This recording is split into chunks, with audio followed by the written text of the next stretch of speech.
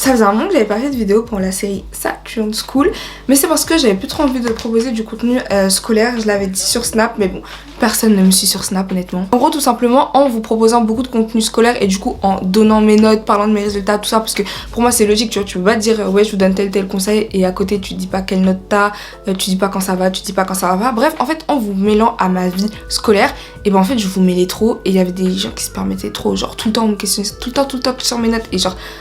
Moi déjà je me mettais assez la pression pour mes notes, je pense que ça se voyait et ça me gênait absolument pas parce que voilà, je vise haut, j'ai décidé de viser haut, du coup je me mettais une pression.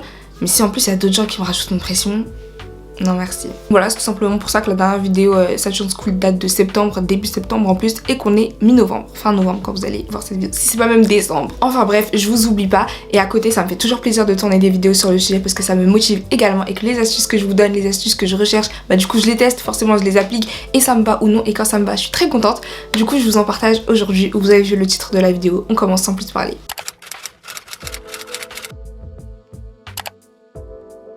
Ma première astuce pour réviser, pour être concentrée lors de mes révisions, c'est tout simplement de tout préparer la veille. Les gars, pendant un moment, je le faisais plus, genre j'avais la flemme de préparer tout ça. En fait, je me couchais super tard déjà, donc la dernière chose que je faisais avant de m'endormir, c'était certainement pas préparer ce que j'allais faire et encore moins préparer mon bureau.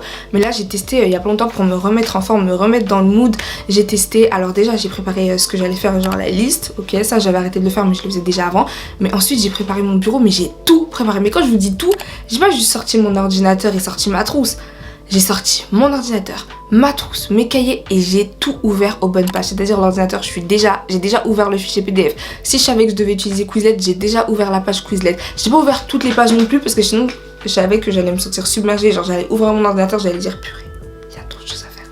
J'allais fermer, j'allais me rendormir. Mais j'ai ouvert, voilà, je crois 2-3 pages, le fichier PDF de SES et peut-être une page Google parce qu'en général, quand je fais mes cours, et ben il y a des définitions que j'ai plus ou pas notées. Et du coup, je tape, je sais pas moi, libre-échange, def SES et du coup, bref, Google m'aide beaucoup sur ce coup. Donc voilà, j'ai sorti toutes mes affaires. À côté, j'ai sorti évidemment ma petite to-do list. D'ailleurs, je vais vous montrer mon petit carnet de to-do list. Voilà, donc j'utilise jamais cette partie-là. Enfin, c'est très rare. En tout cas, j'ai utilisé 2 fois depuis que je l'ai. Mais par contre j'utilise beaucoup cette partie important list et to-do list parce que bah voilà, il y a plein de tâches et tout. Enfin, si j'en ai besoin de plus, je prends une autre page où je note ici.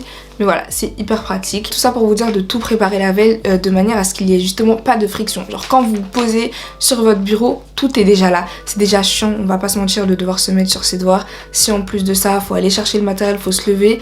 Entre temps, t'as le temps de t'éparpiller, de faire des efforts et c'est bon en fait, tu veux plus bosser. Combien de fois ça nous est arrivé, ça? Combien de fois?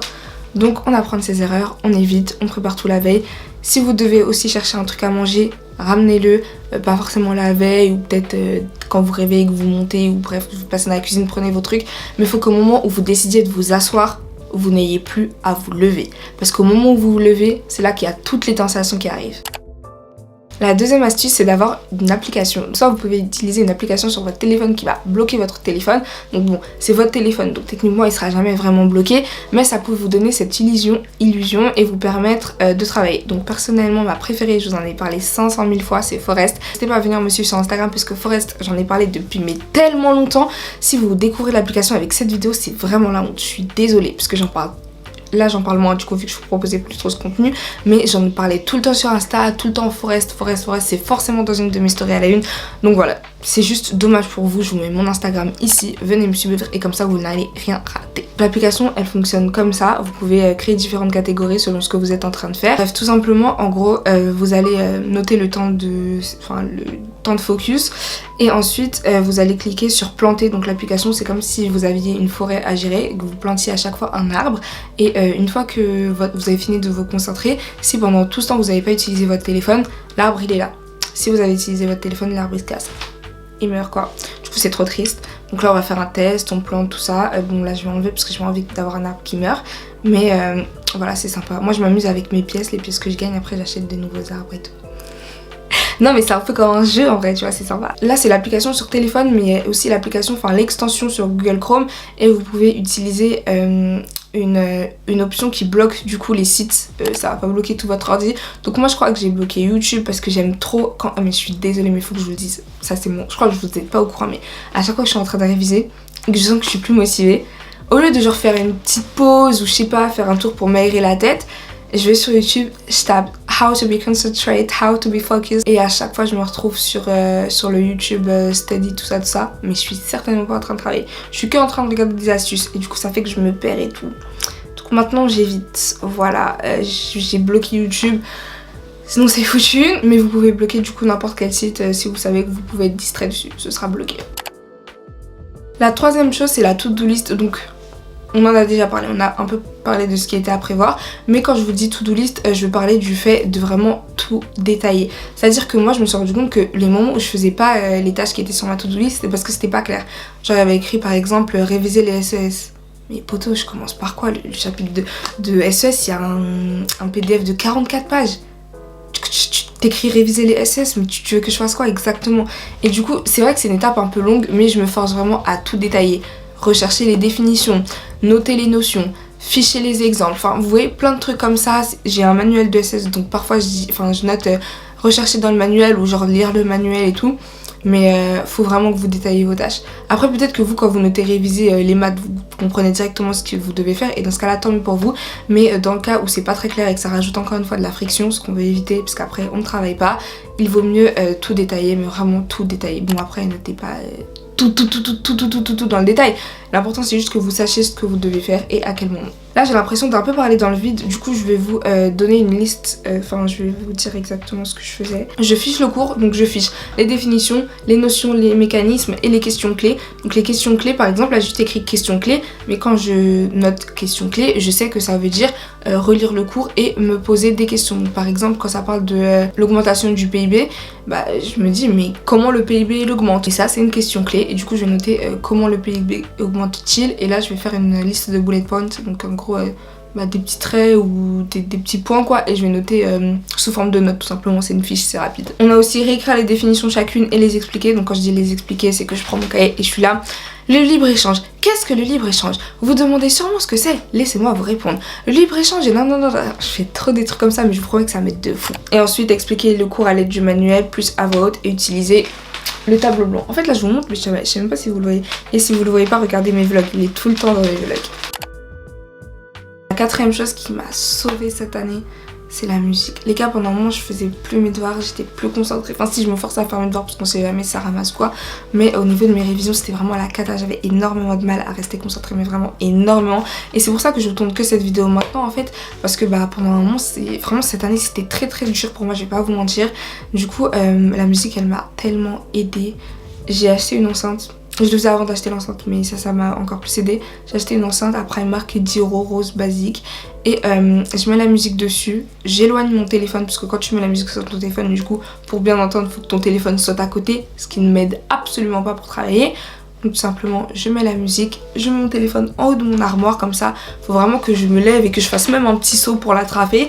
Donc tu vois, si c'est juste pour me dire, oh je vais regarder l'heure, oh je vais regarder si on m'envoie un message, tout de suite ça me calme. Je dis, je vais pas me lever pour ça.